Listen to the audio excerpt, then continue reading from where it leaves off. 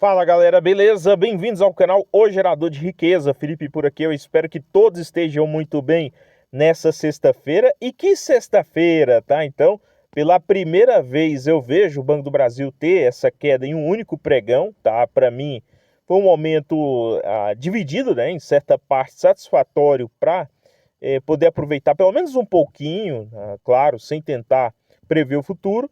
E por outro lado, né, você tentando entender o que o mercado estaria precificando. É para tanto, foi justa essa queda de hoje? Seria ali aquele sentido, 20% de queda no lucro em Banco do Brasil, sendo justo também essa queda de 12% em um pregão? Então eu aproveitei, fiz um novo aporte e nós vamos tentar compreender o resultado do primeiro trimestre e arquitetar também diferentes cenários futuros. Hoje o vídeo será destinado aí basicamente a falar um pouco mais sobre Banco do Brasil e o meu pensamento em meio a tudo isso, tá? Pessoal, então nós vamos resumir também um pouquinho do que foi, né, essa semana, esse fechamento. Vale voltou para casa dos 55, Petrobras uns 32 com dividendo em aberto, a data com em aberto. ISA Brasil hoje quase bateu os R$ 24. Petro Recôncavo, pós-dividendos, ainda manteve ali os 14.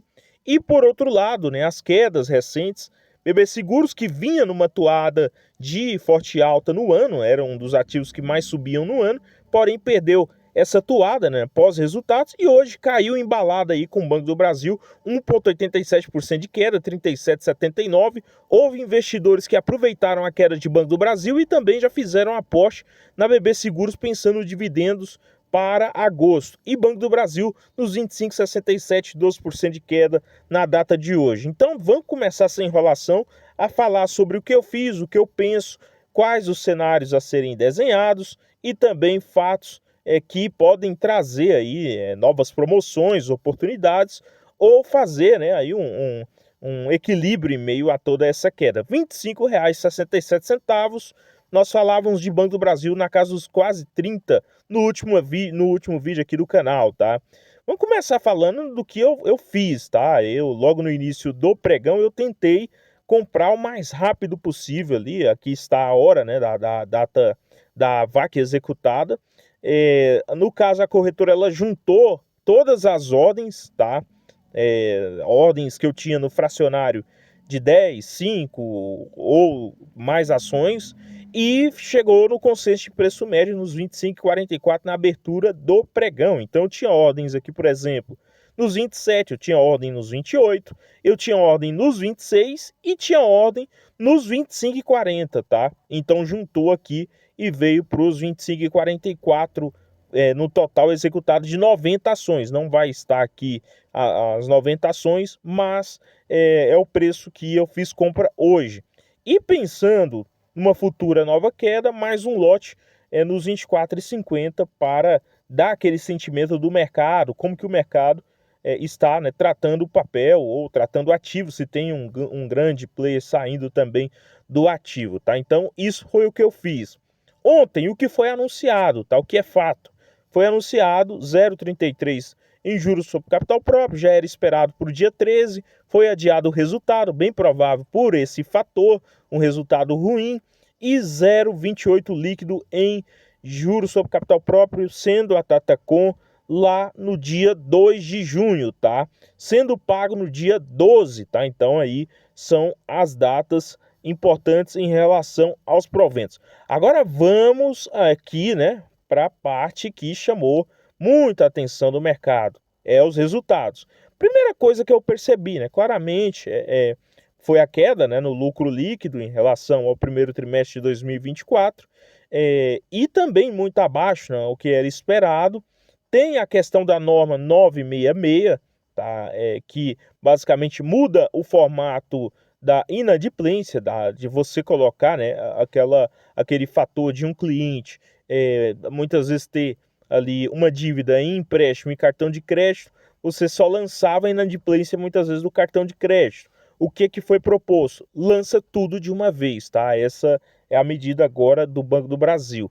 Mas passou batido muito pela discussão durante o dia a questão do custo para captação, né? Para captação de dinheiro, praticamente. Vamos usar assim aqui o termo despesa de captação comercial e captação institucional.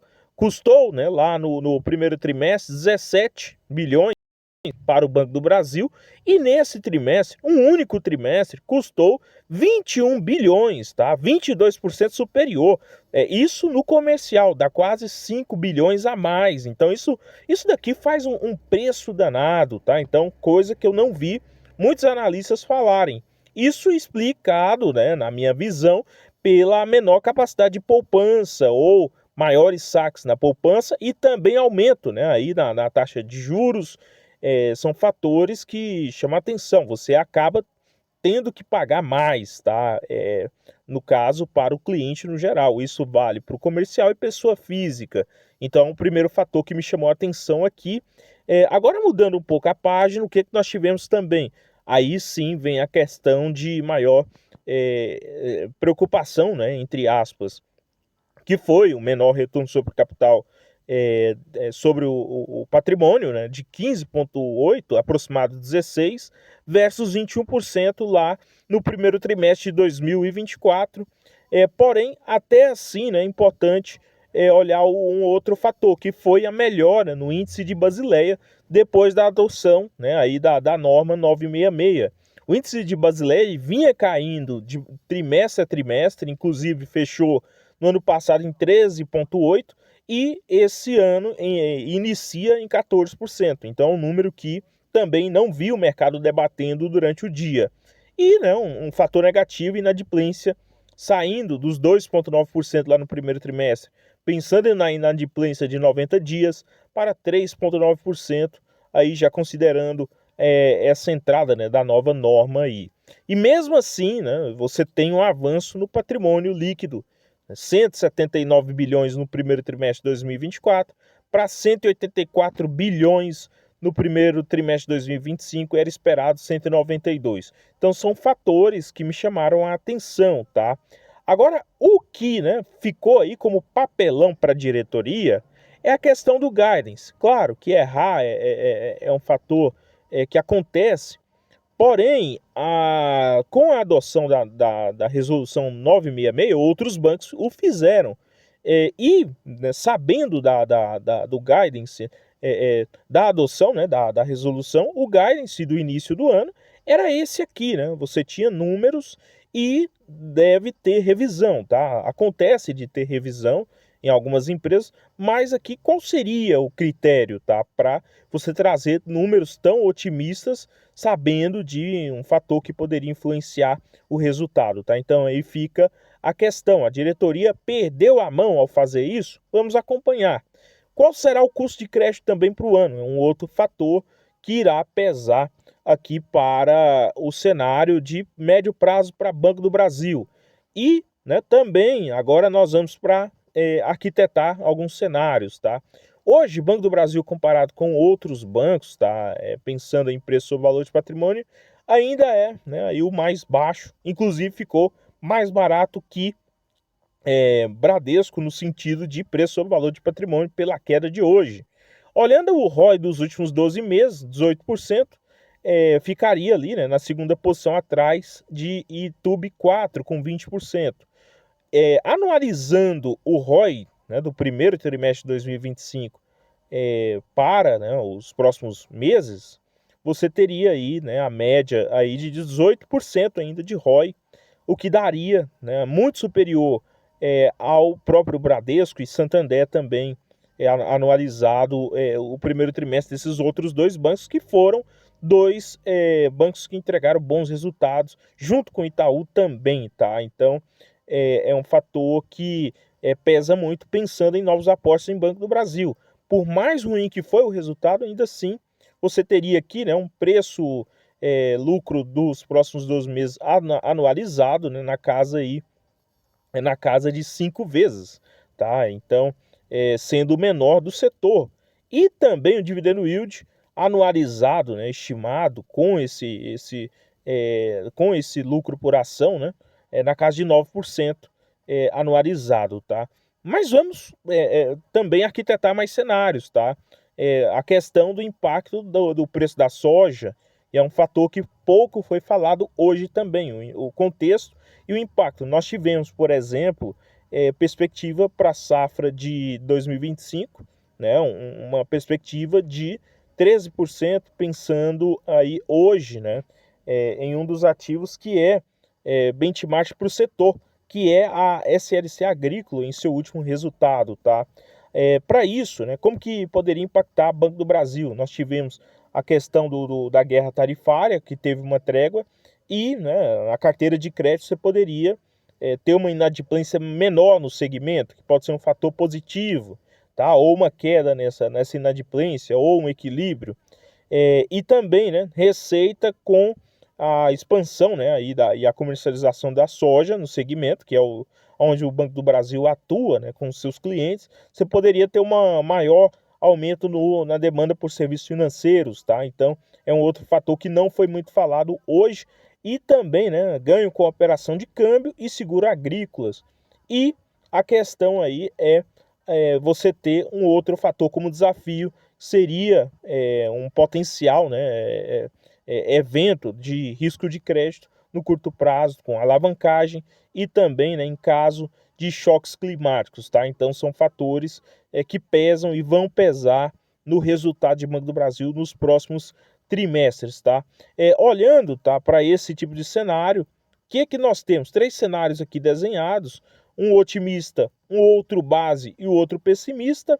Com um otimista na casa aí de um lucro líquido esperado de 41 bilhões, um ROI na casa de 21%, um dividendo por ação entregue na casa dos 3%. Esse cenário, para mim, ele é quase que improvável, claro, por situações como a do primeiro trimestre, tá?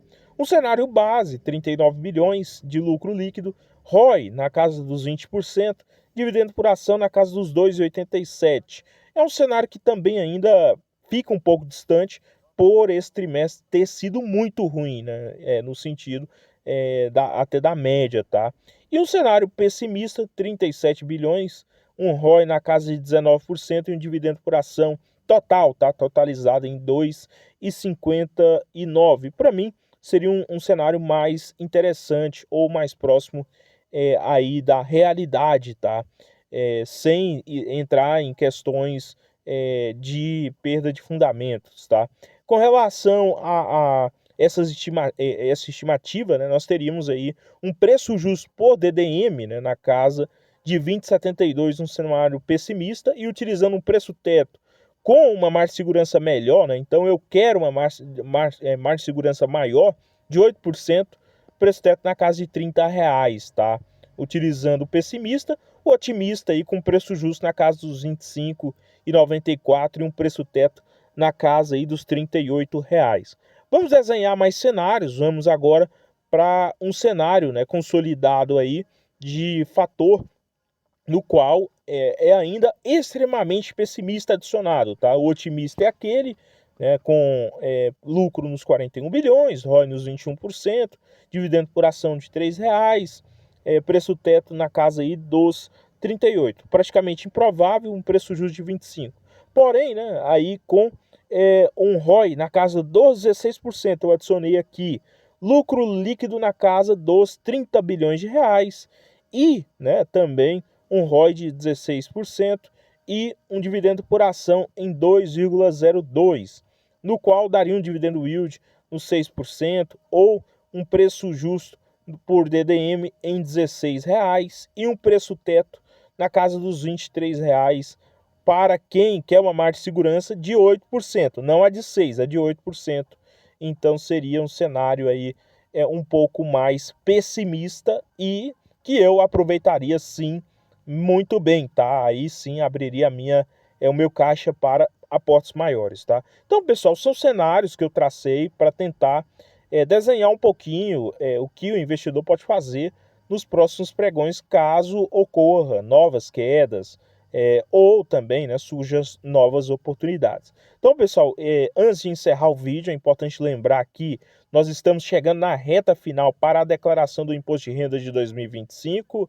Nós temos aqui um especialista no assunto, Roberto Coabata, tá? 20 anos, mais de 20 anos lidando com isso. Entre em contato, atendimento facilitado e também de qualidade, tá? No mais, pessoal, o que você tem feito? Você comprou o Banco do Brasil hoje? Você vendeu? O que que você fez? Manteve a paciência? Então, coloque aqui nos comentários para você também ajudar novos investidores, você que é um pouco mais experiente. No mais, bons aportes a todos vocês, consciência sempre nos novos aportes, momento de cautela, tá? É um momento que pede cautela e também até o próximo vídeo. Valeu demais!